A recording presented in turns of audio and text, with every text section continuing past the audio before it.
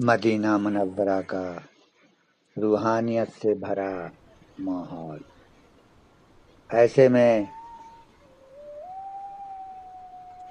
آقائے دو جہاں سرور کائنات حضرت محمد مصطفیٰ صلی اللہ علیہ وسلم کے لب مبارک ہلتے ہیں اور کائنات کو ایک ایسی بشارت ملتی ہے جس نے 800 سال تک مسلم سلاطین، مجاہدوں اور غازیوں کی نیندیں اڑا دیں۔ آپ صلی اللہ علیہ وسلم نے فرمایا، تم ضرور قسطنطنیہ کو فتح کرو گے، بس کتنا بہترین ہوگا وہ امیر اور کتنی بہترین ہوگی وہ لشکر۔ یہ صرف ایک شہر کی فتح کی خوشخبری نہیں تھی، یہ تاریخ کے سب سے بڑے اعزاز کا تمغہ تھا۔ صدیوں تک بڑے بڑے جلیل القدر صحابہ، بنو امیہ کے شیر اور بنو عباس کے غازی اس بشارت کا صحرا اپنے سر سجانے کے لیے قسطنطنیہ کی دیواروں سے ٹکراتے رہے۔ ابو ایوب انصاری رحمۃ اللہ علیہ بڑھاپے میں اسی شہر کی دیواروں تلے دفن ہو گئے، لیکن قسطنطنیہ کی بظاہر ناقابل تسخیر دیواریں ٹس سے مس نہ ہوئیں۔ صدیوں تک یہ شہر مسلمانوں کے لیے ایک ادھورا خواب، ایک تڑپتی ہوئی حسرت بنا رہا۔ قسطنطنیہ اس وقت کا سب سے مضبوط شہر مانا جاتا تھا۔ اس کے 3 طرف سمندر تھا اور چوتھی طرف تھیوڈوسین دیوار تھی، جو اس وقت کی جدید ترین ٹیکنالوجی سے بھی نہیں ٹوٹتی تھی۔ بازنطینیوں نے سمندر میں ایک بھاری زنجیر لگا رکھی تھی تاکہ عثمانی بحری جہاز گولڈن ہارن میں داخل نہ ہو سکیں۔ پھر تاریخ کا دھارا بدلتا ہے۔ سن 1451 عیسوی آتا ہے اور سلطنت عثمانیہ کے تخت پر ایک 21 سالہ نوجوان بیٹھتا ہے، نام محمد ثانی۔ دنیا نے اسے ایک ناتجربہ کار لڑکا سمجھا۔ قسطنطنیہ کے بازنطینی حکمران قسطنطین 11 نے سوچا کہ اس بچے کو تو وہ چٹکیوں سے مسل دے گا، لیکن وہ نہیں جانتے تھے کہ اس 21 سالہ نوجوان کی آنکھوں میں دنیا کا نقشہ نہیں بلکہ حضور صلی اللہ علیہ وسلم کی وہ حدیث مبارکہ گردش کر رہی تھی۔ سلطان محمد راتوں کو سوتا نہیں تھا۔ وہ رات کی تاریکی میں قسطنطنیہ کے نقشے بناتا۔ اس کا استاد شیخ اق شمس الدین اس کے کانوں میں پھونکتا تھا، محمد تم ہی ہو وہ امیر، تم ہی ہو وہ فاتح۔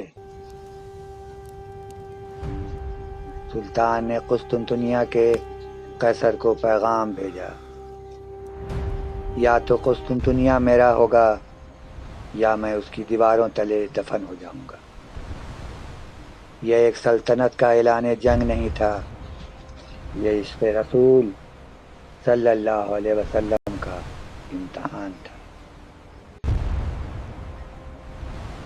6 اپریل 1453 عیسوی کائنات نے وہ منظر دیکھا جو اس سے پہلے کبھی نہیں دیکھا گیا تھا۔ 1 لاکھ سے زیادہ مجاہدین کا لشکر جرار قسطنطنیہ کی تھیوڈوسین دیواروں کے سامنے کھڑا تھا۔ وہ دیواریں جو 20 فٹ موٹی اور کئی منزلہ اونچی تھیں، جنہیں بارود بھی نہیں توڑ سکتا تھا۔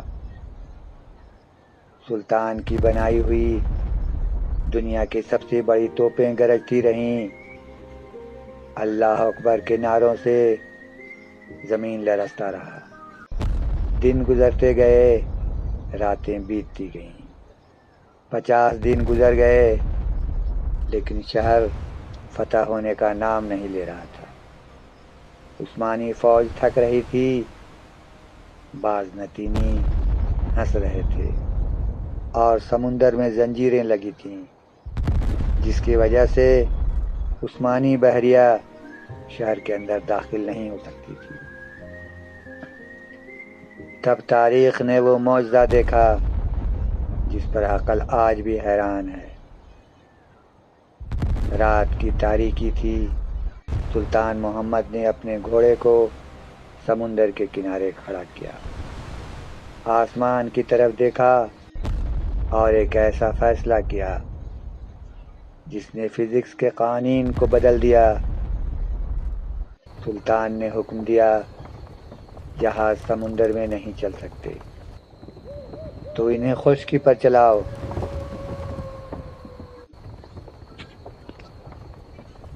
سلطان محمد ثانی نے اپنے لشکریوں کو مخاطب ہو کر کہا، میرے غازیوں، اگر دشمن کے پاس زنجیر ہے تو ہمارے پاس عزم ہے۔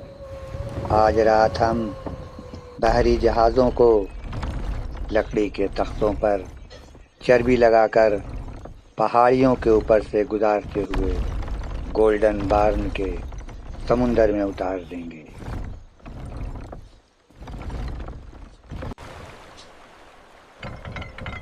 صبح جب سورج طلوع ہو تو دشمن کو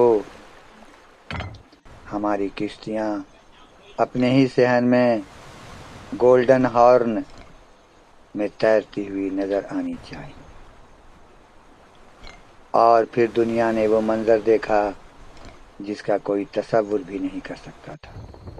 ایک ہی رات میں 70 سے زیادہ عثمانی بحری جہاز خشکی پر پہاڑیوں کے اوپر دوڑتے ہوئے دشمن کی صفوں کے پیچھے سمندر میں پہنچ گئے۔ صبح جب بعض نتینی جاگے تو ان کے پیروں تلے سے زمین نکل گئی۔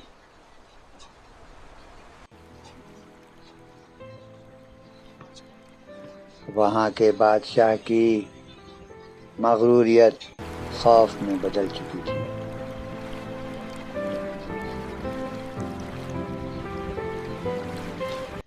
بعض نتینیوں کی آنکھیں کھلی، انہوں نے اپنے ہی بندرگاہ میں عثمانی پرچم لہراتے دیکھے۔ وہ چیخ اٹھے، یہ انسان نہیں ہے، یہ کوئی اور مخلوق ہے۔ 28 مئی کی رات، حملے سے ایک رات پہلے، پورے عثمانی لشکر میں شمع روشن تھی۔ لاکھوں مجاہدین سجدے میں گرے ہوئے تھے، آنسو بہہ رہے تھے، اور فضا اللہ کی حمد و ثنا سے گونج رہی تھی۔ سلطان محمد اپنے خیمے میں رو رو کر دعا کر رہا تھا، اے اللہ، مجھے سرخرو کر یا مجھے شہادت کا جام پلا دے۔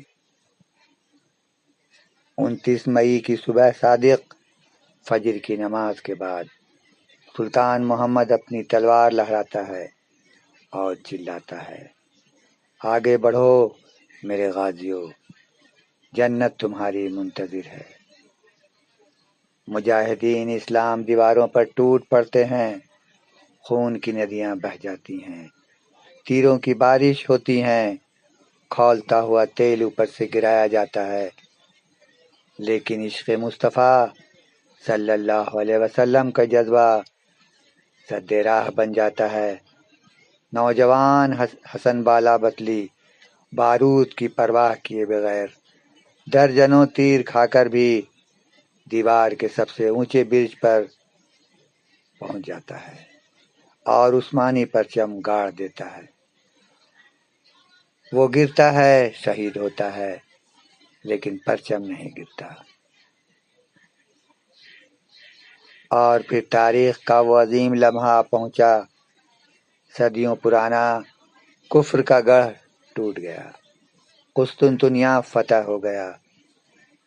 سلطان محمد، جو اب صرف محمد نہیں بلکہ سلطان محمد فاتح بن چکا تھا، اپنے سفید گھوڑے پر سوار ہو کر شہر میں داخل ہوتا ہے اور سیدھا حیا صوفیہ کے عظیم گنبد تلے پہنچتا ہے۔ وہاں سہمے ہوئے عیسائی اور پادری کھڑے تھے جو موت کا انتظار کر رہے تھے، لیکن اسلام کا فاتح گھوڑے سے اترتا ہے، زمین سے مٹی اٹھا کر اپنے امامے پر ڈالتا ہے اور کہتا ہے، ڈرو مت، آج تم سب امان میں ہو، اسلام امن کا دین ہے۔ اسی دوپہر حیا صوفیہ کے در و دیوار صدیوں بعد ایک نئی آواز سے گونج اٹھے۔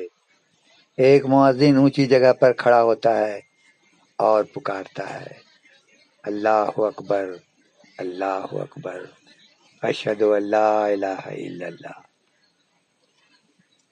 یہ صرف ایک شہر کی فتح نہیں تھی، یہ رسول اکرم صلی اللہ علیہ وسلم کی سچائی کی مہر تھی جو تاریخ کے سینے پر ثبت ہو گئی۔ وہ قسطنطنیہ جو بعض نتینیوں کا غرور تھا، اب مسلمانوں کا استنبول بن چکا تھا۔